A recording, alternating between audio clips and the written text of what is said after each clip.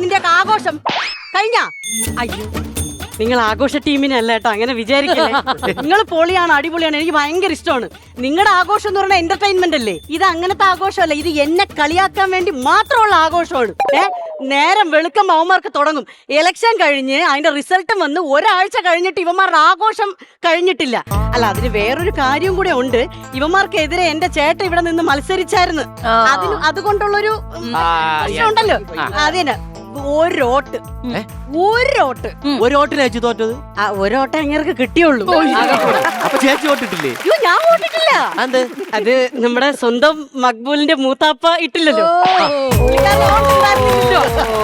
മമ്മൂക്കൊക്കെ ഇല്ലാത്ത ഒരോട്ടം എനിക്കും വേണ്ട. ഞാനേ കാണാൻ കാത്തിരിക്കണമെന്നൊന്ന് പറഞ്ഞേക്കണേ. ഞാൻ ഭയങ്കര ഫാനാണ്, അതുകൊണ്ടാണ്. ചേച്ചി, വേറൊരു കാര്യം കേൾക്കണോ? നമ്മുടെ ഈ റിസൾട്ട് പറഞ്ഞതിന്റെ തലേ ദിവസം വരെ എന്റെ വീട്ടിനകത്ത് ഒരു ജാഥയ്ക്കുള്ള ആൾക്കാരുണ്ടായിരുന്നു. രാത്രിയൊക്കെ ആകുമ്പോ 8 ഫുള്ളൊക്കെയാണ് ഒരുമിച്ച് പൊട്ടിച്ചത്. പൊട്ടിച്ച് എന്റെ കെട്ടിയവൻ 8 നിലയിൽ പൊട്ടി ഇവിടെ ഇരിപ്പുണ്ട്. എന്നിട്ടൊരു പട്ടിയെ ഈ വഴിക്ക് ഞാൻ കണ്ടിട്ടില്ല. പറഞ്ഞിട്ടൊരു കാര്യവും ഇല്ല. പറഞ്ഞിട്ട് കാര്യമില്ല എന്ന് നിങ്ങൾ പറയുന്നതിൽ യാതൊരു അർത്ഥവുമില്ല. അതായത് ഈ ഇലക്ഷന് തോറ്റത് എന്താണെന്നുള്ള വിശദമായ പഠനം ഞങ്ങൾ നടത്തും. മനസ്സിലായില്ലേ? എന്റെ രാഷ്ട്രീയ ചരിത്രത്തിൽ ഇതുപോലൊരു തോൽവി ആദ്യമായിട്ടാണ് കാണുന്നത്. ഇതുപോലൊരു തോൽവിയെ എന്റെ ജീവിതത്തിൽ ഞാൻ ആദ്യമായിട്ടാണ് കാണുന്നത്. നിങ്ങൾ എന്നെ പറഞ്ഞാണ് നിങ്ങളെ ഭർത്താവിന്റെ തോൽവി പറ്റി പറഞ്ഞത്? നിന്നെ തന്നെ പറഞ്ഞതാണോ? നിന്നെ തന്നെ. നീ ഇലക്ഷന്റെ റിസൾട്ട് വന്ന അന്ന് മുങ്ങിയതാണ്, എന്നിട്ട് ഇപ്പഴല്ലടാ പൊങ്ങണത്. മര്യാദയ്ക്ക് ഒരു പാർട്ടിയിൽ മാന്യമായിട്ട് പ്രവർത്തിച്ചുകൊണ്ടിരുന്ന എന്റെ ചേട്ടനെ കുത്തിത്തിരിപ്പുണ്ടാക്കി സ്വതന്ത്ര സ്ഥാനാർത്ഥിയാക്കിയത് നീയല്ലടാ. വീട്ടിലെ സ്വാതന്ത്ര്യം കൊടുക്കുന്നില്ല. സ്വതന്ത്രത്തിന്റെ കാര്യം പറഞ്ഞതേ ഉള്ളൂ. എന്റെ ചേട്ടന് കിട്ടിയത് വെറും ഒരേ ഒരു ഓട്ടാണ്. അത് എന്റെ വോട്ടാണ്. അയ്യടാ, അത് എന്റെ ചേട്ടന്റെ വോട്ട്. എന്റെ വോട്ടാണത്. സത്യം പറയണം, നീ എന്റെ ചേട്ടൻ വോട്ട് ചെയ്താ? പറയണേട്ടാ, ഇങ്ങോട്ട് നോക്ക്. നിനക്കെന്താ 3 വോട്ടാ? അല്ല, ഇത് വോട്ടുള്ളത്.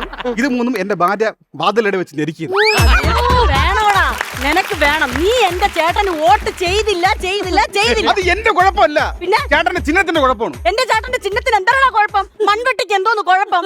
പണസാധനം കണ്ടു കഴിഞ്ഞാൽ എനിക്ക് ഭയങ്കര വെറുപ്പാണ്.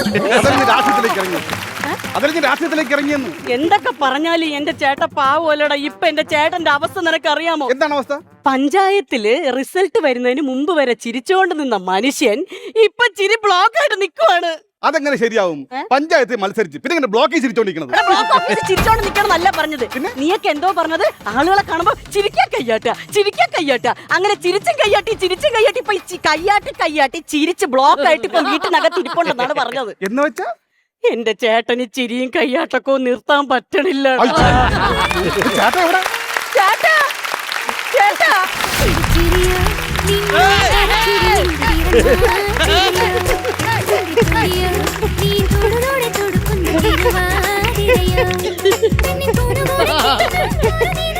എപ്പോ വന്നടാ? കുറച്ചു നേരമായി. ചേട്ടാ, നമ്മള് തോറ്റ്. അതെനിക്കറിയാടാ. 8 നിലയിൽ പൊട്ടിയെന്ന്. അതെനിക്കറിയാടാ. ചിരിക്കല്ല വേണ്ടത്, കരയാണ് ചെയ്യേണ്ടത്. ഉള്ളിൽ കരയുന്നുണ്ടടാ, പുറത്ത് മത്തിരിയുള്ളൂ. ഇതെന്തെങ്കിലും കുഴപ്പമുണ്ടോ? എന്തെങ്കിലും കുഴപ്പമുണ്ടെന്നോ? ക്ലീറ്റസിന്റെ അപ്പൂപ്പ മരിച്ചില്ലേ? ജഡവും കൊണ്ട് മക്കളും ബന്ധുക്കളും ഇതുവഴി പോയപ്പോ ഇങ്ങനെ മതിലിന്റെ അവിടെ ചെന്ന് ഇതുപോലെ കാണിക്കുന്നു. എന്റെ പൊന്നെ, ചിരിച്ചല്ല കാണിക്കേണ്ടത്, കരയല്ലേ ചെയ്യേണ്ടത്. ഉള്ളിൽ ഞാൻ കരഞ്ഞടാ, പുറത്ത് മത്തിരിയുള്ളൂ. എന്നിട്ട് ആ ബന്ധുക്കളെ എന്തുമാത്രം തെറിയെന്നറിയാമോ വിളിച്ചു കൂട്ടിയത്? ആ ബോഡി മാത്രം ഉണ്ട് തെറി വിളിക്കാത്തത്. ഇത് മാത്രോ? നീ ആ മതിൽ നോക്കിയാണ്. ആ മതിൽ കെട്ടിപ്പൊക്കണത് അതെന്തിനു കെട്ടിപ്പൊക്കണേന്നാ? അപ്പുറത്തെ വീട്ടിലെ ഗീതയെ നോക്കി 24 മണിക്കൂർ ഇങ്ങനെ വളയ്ക്കാൻ നോക്കണം മാപ്പിള കെട്ടിപ്പൊക്കണത്. എനിക്ക് എന്ത് കഷ്ടമെന്ന് ആലോചിക്കാൻ. എന്ത് കഷ്ടം? ഇനി നീയൊക്കെ ആയിട്ട് ഉണ്ടാക്കി വെച്ചത്. ഇതിന് നീയൊക്കെ തന്നെ ഒരു തീർപ്പുണ്ടാക്കിത്താ. ഞാൻ എന്തോ ചെയ്യണമെന്ന് പറ. എടുക്കുന്ന കേസുള്ള വേറൊന്നുമല്ല.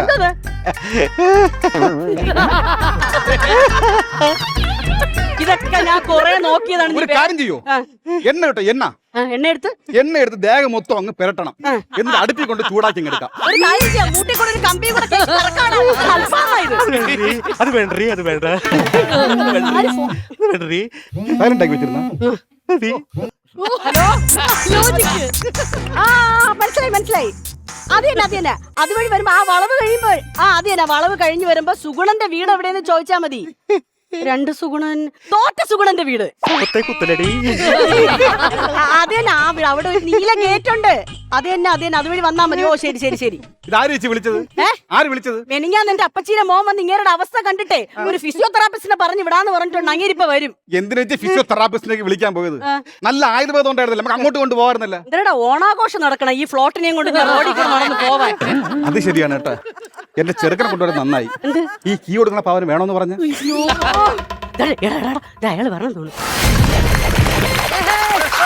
People wanna step into the party and jive. Watch 'em make it, break it down. The music will just lose. What you wanna do, baby? It's on you. നമസ്കാരം. പ്രശസ്ത physiotherapist Sebastian Akathumuri. Ganesan sit out. കിടക്കണം നിങ്ങൾ പറഞ്ഞു, ഞാൻ കിടക്കണം ഞാൻ പറഞ്ഞു. അപ്പൊ അങ്ങനെയായിരുന്നല്ലേ. വരുന്ന വഴിക്ക് ഒരു ഞെട്ടിക്കൽ ബിരിയാണി കഴിച്ചു. അതിന്റെ പേടിച്ചു പോയി. അപ്പോൾ ഇതാണ് നിങ്ങളുടെ ഭർത്താവല്ലേ? അതെ അതെ എന്റെ ഭർത്താവ്. ഇലക്ഷന് തോറ്റതിന് ശേഷം ചിരി നിർത്തുന്നില്ല, കയ്യാട്ടലും അതെ, നിർത്തുന്നില്ല. അതെ, ഓക്കെ അതെ, ഓക്കെ അതെ. ഓക്കെ. ഒന്നും കൊണ്ട് പേടിക്കണ്ട, ഞാൻ ഇതിനെ ഒരു 10 മിനിറ്റ് കൊണ്ട് ശരിയാക്കി തരും. 10 മിനിറ്റോ? എനിക്കിങ്ങനെ കാലങ്ങളായിട്ട് ചികിത്സിക്കുന്ന പരിപാടിയൊന്നുമില്ല. 10 മിനിറ്റേ ഉള്ളൂ ഡ്യൂറേഷൻ. ഇല്ലെങ്കിൽ സാറ് കട്ട് ചെയ്യും. ഓക്കെ, ഇദ്ദേഹത്തിന്റെ അസുഖത്തിനെ കുറിച്ച് പറയുകയാണെങ്കിൽ repeated mannerism in neuro vertical muscles of smile and hand shake. എന്തുവായിരുന്നു അസുഖത്തിന്റെ പേര്? അത് ഞെട്ടലിൽ തെറിച്ചു പോയി. ഇനി പറയേണ്ട കാര്യമുണ്ടോ? കണ്ട ഡ്യൂറേഷൻ കൂട്ടണ്ട, കാര്യം നടക്കട്ടെ. അപ്പൊ ഇദ്ദേഹത്തിന്റെ ഈ മസിൽസുകൾ വെയിനിലും തലച്ചോറിലും ബാധിച്ചിരിക്കുകയാണ്. അപ്പൊ ഇതിങ്ങനെ സ്റ്റക്ക് ആയിട്ടിരിക്കുന്നത് കൊണ്ട് ഞാനിങ്ങനെ മെസപ്പൊട്ടോമിയയുടെ അന്തർധാരകളിലൂടെ അമ്പരച്ചുകളായ കെട്ടിടങ്ങൾക്കിടയിൽ സഞ്ചരിച്ചു ഒരു ചത്തുരത്തിന്റെ നടുവിൽ ഒരു പെൺകുട്ടി ഇരുന്നൊരു നെല്ലി സഞ്ചാരം ഉണ്ടാക്കാൻ വന്നതാണ്. നിങ്ങളെ ഹിപ്പപ്പൊട്ടാമസിന് ഞാൻ എവിടെയെങ്കിലും കൊണ്ടിടും കേട്ടാ. മര്യാദക്ക് ചികിത്സ റെഡിയാക്കാത്തത് അതെന്താ ശരിയാക്കാമെന്നല്ലേ ഞാൻ അത് പറഞ്ഞു. പറ അങ്ങോട്ട്. ഞാൻ നിങ്ങൾ വിളിച്ചപ്പോൾ ഞാൻ പറഞ്ഞ കുറച്ച് കാര്യങ്ങൾ ചെയ്തായിരുന്നു. ചെയ്തായിരുന്നു.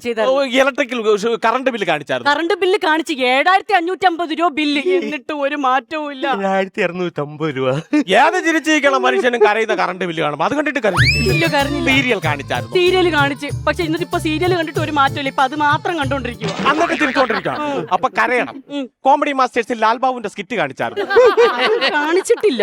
ഒന്ന് കാണിച്ചു നോക്കണം, ചിലപ്പോ ഫലം ചെയ്യും. പെട്ടെന്ന് കരയാനാണ്. അനീഷിന്റെ അക്ഷരത്തിൽ സ്കിറ്റാണ് ഞാൻ പെട്ടെന്ന് അപ്പൊ നമുക്കൊരു കാര്യം, അതായത് മെസ്സപ്പൊട്ടമേ പിടിക്കണ്ട. നമുക്ക് ചാലയിൽ നിന്ന് ഞാൻ ഒരു 50 രൂപയ്ക്ക് മേടിച്ചൊരു ഉപകരണമുണ്ട്. അതിനു മുമ്പ് ഇദ്ദേഹത്തിന്റെ മസിൽസുകൾ ലൂസാകാൻ വേണ്ടിയിട്ട് ഹൈദരാബാദിലെ ലബോറട്ടറിയിൽ വിളിച്ച് പറഞ്ഞതിന് ശേഷം കുറച്ച് വില കൂടിയ ഒരു മെഡിസിൻ അവരെനിക്ക് തന്നു വിട്ടിട്ടുണ്ട്. കുറച്ച് വെള്ളം എടുക്കും, നമുക്കിത് അദ്ദേഹത്തിന് ഒന്ന് കൊടുക്കാം കേട്ടോ. ഒന്ന് വായ തുറക്കണം കേട്ടോ. ഗുളിക എവിടെ പോയി? 16,000 രൂപയുടെ സാധനമാണ് തെറിച്ചു. കുഴപ്പമില്ല, നാളെ തൂത്തുവരമ്പ് എടുത്ത് കൊടുത്താൽ മതിയാ. തൂത്തുവരമ്പ് കൊടുക്കാൻ എലിക്കാട്ടോ അല്ല ഗുളിയാണ്.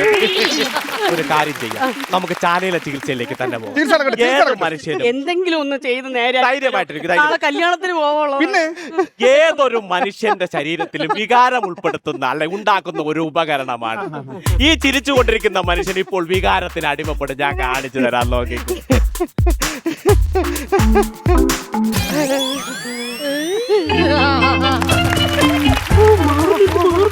കണ്ടോ കണ്ടോ, ഇത്രയേ ഉള്ളൂ. അയ്യോ ദേഷ്യം വന്നു.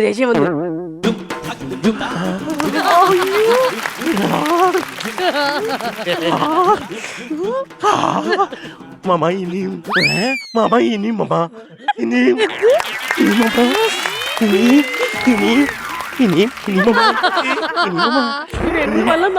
നടക്കൂല. ഇത് 10 മിനിറ്റ് നടക്കൂ സാറേ. നിങ്ങളൊരു കാര്യം മനസ്സിലാക്കണം, എന്തെങ്കിലും ഒന്നൊരു പരാജയപ്പെട്ട് കഴിഞ്ഞാൽ ഉടനെ ഓടിപ്പോകുന്ന ഒരു മനുഷ്യനല്ല ഞാൻ. അതിനുള്ള മറുമരുന്നുമായിട്ടാണ് ഞാൻ വന്നിരിക്കുന്നത്. ഉദാഹരണത്തിന് അദ്ദേഹത്തിന് ഉണ്ടായ ഷോക്കിനെ നമ്മൾ മാറ്റിയെടുക്കണം. അതിന് ഞാൻ കുട്ടിയെ കയറി പിടിക്കുന്നു. എവിടെ കാണും പിടിച്ചിട്ട്? എന്റെ സാറിന്റെ ഭാര്യ കയറി പിടിച്ച് എവിടെ കാണോ? എന്താണ് ഉദ്ദേശിക്കണെന്ന് പറ. ഇതാരെന്ന് പറഞ്ഞത്? ഇത് അനിയായി അല്ലേ? യവൻ കാരണമാണ് അങ്ങനെ തോറ്റത്. ഉദ്ദേശിക്കണെന്ന് പറ. പറയുന്ന മനസ്സിലാക്കുക. അതായത് അദ്ദേഹത്തിന് ഒരു മറുഷോക്ക് വേണം, അദ്ദേഹത്തിന്റെ മനസ്സിനൊരു മാറ്റം വേണം. അതായത് ഇതിന്റെ പെങ്ങളെ പോലെയാണ് കാണുന്നത്. മനസ്സിലായി. എടാ ഫിസിയോതെറാപ്പിസ്റ്റ് സെബാസ്റ്റ്യൻ അകത്തൂറി വെറും കൂറല്ല കേട്ടാ, നീ മനസ്സിലാക്കണം.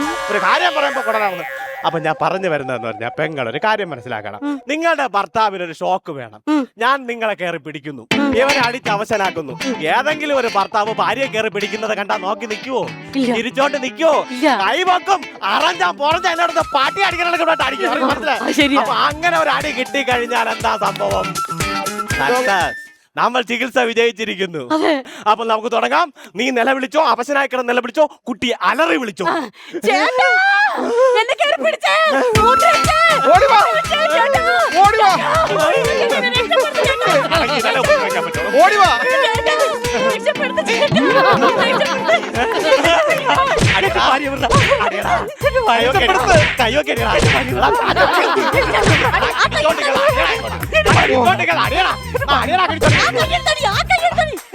നട്ടലുള്ള ആളാണെങ്കിൽ സ്വന്തം ഭാര്യ കയറി പിടിക്കുമ്പോ കൈവക്കി അടിയടാ.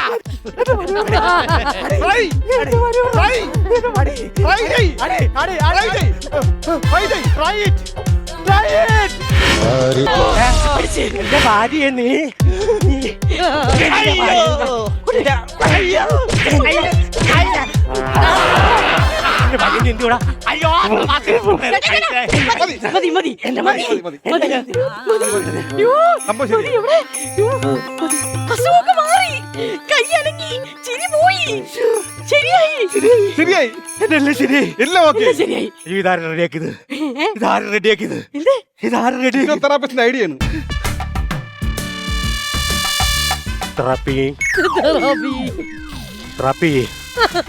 അകത്തുമുറി physio therapy, physio അകത്തുമുറി therapy. Physio അനങ്ങുന്നില്ല.